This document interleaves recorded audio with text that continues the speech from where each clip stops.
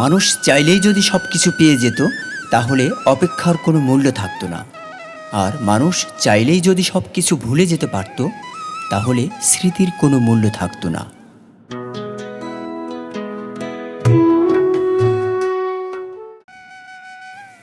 খুব বেশি বিশ্বাস কখনো কখনো সব থেকে বেশি ব্যথার কারণ হয়ে ওঠে।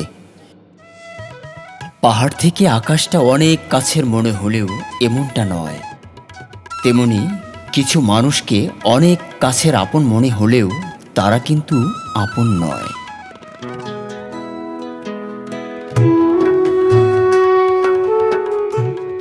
আজকের দুনিয়ায় যখন চারদিকে প্রতারণা আর লোভের জাল বিস্তৃত, তখন একজন সৎ মানুষ যেন মরুভূমিতে একটা নদী। সে হয়তো প্রথমে বোঝা যায় না, কিন্তু তার প্রভাব ধীরে ধীরে ছড়িয়ে পড়ে। সততা হয়তো তাৎক্ষণিক সুবিধা দেয় না, কিন্তু একবার যাকে মানুষ বিশ্বাস করতে শেখে, তার পিছনে দাঁড়ায় সমাজ, সময় এবং ইতিহাস। সৎ থাকো, কারণ সেটা হলো তোমার আত্মার সঙ্গে করা এক নিঃশর্ত চুক্তি।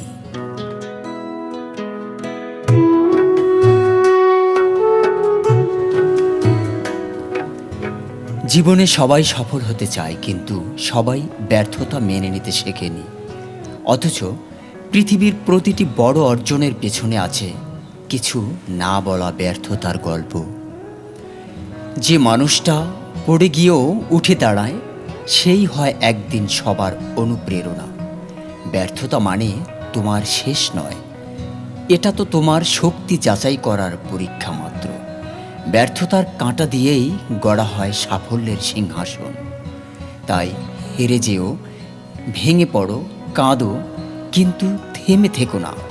তোমার সময় আসবেই, যদি তুমি হাল না ছাড়ো।